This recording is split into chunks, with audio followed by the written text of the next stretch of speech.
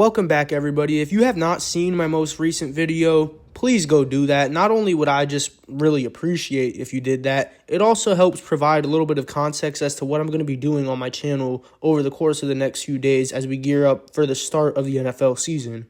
Basically, what I'm doing is ranking every NFL team, but within their divisions from 4th place all the way to 1st place. And I'm going to be splitting it between 8 different videos for each division. We've already done the NFC South, so if you're interested in my thoughts on the NFC South, go check out that video. This video is going to be dedicated to the NFC East because at the time I'm filming this, the Eagles and Cowboys play each other in the first game of the season in less than 20 hours. I think what I'm doing is pretty self-explanatory, and with me not really having much more to add, let's just get straight into 4th place in the NFC East, where I, of course, have the New York Giants.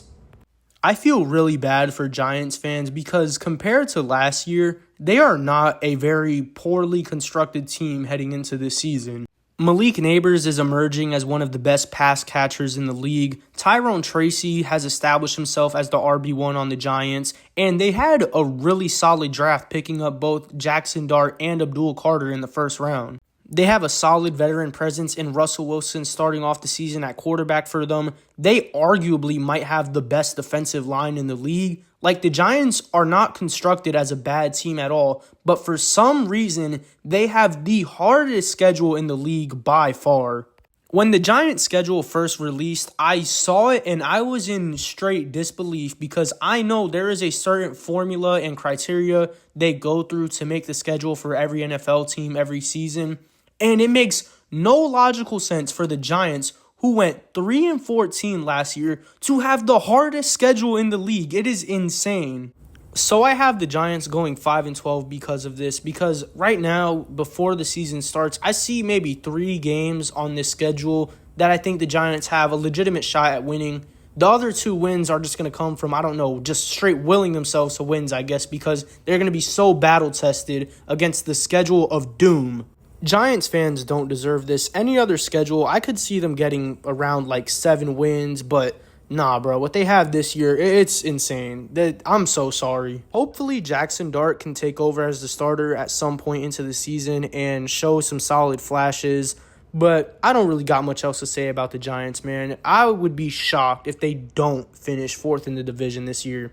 The good news for the Giants, though, is that nobody expects them to be good, so they won't be the laughingstock of the division as compared to the Dallas Cowboys, who have blown up as an organization within the last few weeks.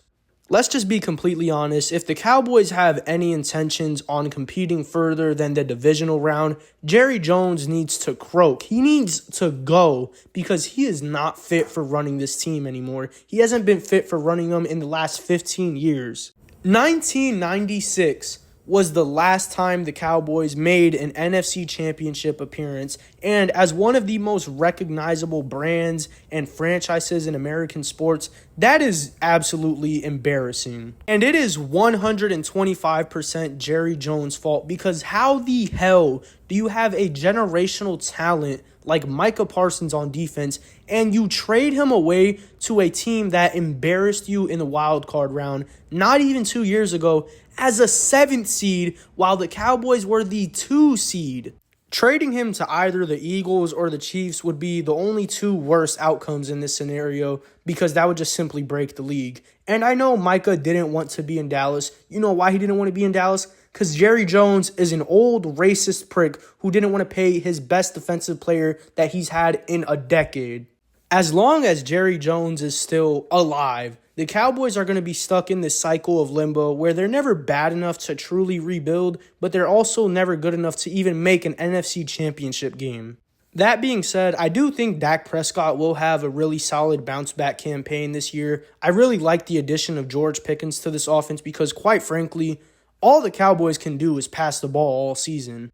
I did also like the pickup of Jaden Blue in the draft, but at this moment, there's no telling who's the clear RB1 in this Dallas offense. Not like it matters anyway, because their defense is going to be horrible. I know they got Kenny Clark in the trade, but coming off of a defense that was already struggling last year with Micah throughout most of the season, how the hell are they going to look without him now? Kenny Clark does not outweigh the loss of Micah Parsons. I think the Cowboys this year are going to be very similar to the Bengals last season. A whole lot of offense, no defense, and a struggle to make the postseason. Coming in at second in the NFC East, I have the Washington Commanders, who were one of the most surprising teams in the NFL last season. They made some solid moves in the offseason, particularly on the offensive side of the ball to give Jaden Daniels even more help, getting Deebo Samuel and Laramie Tunsil to add to the offensive line. And while Jaden Daniels cemented himself as a star last year, I do expect some, maybe just minimal struggles throughout the duration of this season, as he is now a second-year quarterback. Teams have film on him now, and the Commanders just naturally have a harder schedule because they were so good last year. I don't think it will be anything too drastic, though. I have the Commanders going 10-7 this season, which I think will still place them comfortably in the playoffs. And we've seen what Jaden Daniels and this team can do once they reach that stage. But moving on to number one in the division, I, of course, have the reigning Super Bowl champions, the Philadelphia Eagles, who I think will be the first repeat NFC East champions since 2004. Top to bottom, I think the Eagles still have one of, if not the most talented roster in football. I know they lost a lot of key players, specifically on the defensive side of the ball, losing guys like Milton Williams, Josh Sweat, and CJ Gardner-Johnson. But I trust Vic Fangio as a coordinator to help this defense still remain somewhat of the same this season. Offensively, though, I don't expect the Eagles to miss a beat. They still have the same core of players on offense. Saquon Barkley's coming off one of the best running back seasons we've ever seen. Jalen Hurts is finally being taken serious by NFL fans. A.J. Brown and Devonta Smith are arguably the best receiving duo in the NFL. They still have a stacked offensive line. Like, the Eagles are going to be just as good this year as they were last year. They do have a really tough schedule, but they also have the roster and the talent to keep up with that. We've seen them last year win really big games. We saw what they did to the Chiefs in the Super Bowl. I think the Eagles are going to be fine. I got them going 13-4, winning the NFC East this year. That's going to wrap up my thoughts on the NFC East. As I said before, we are dropping an individual video for each division, so be on the lookout for the rest of these in the next coming days. Other than that, I don't really got much else to say. I'll see y'all in the next one. Peace.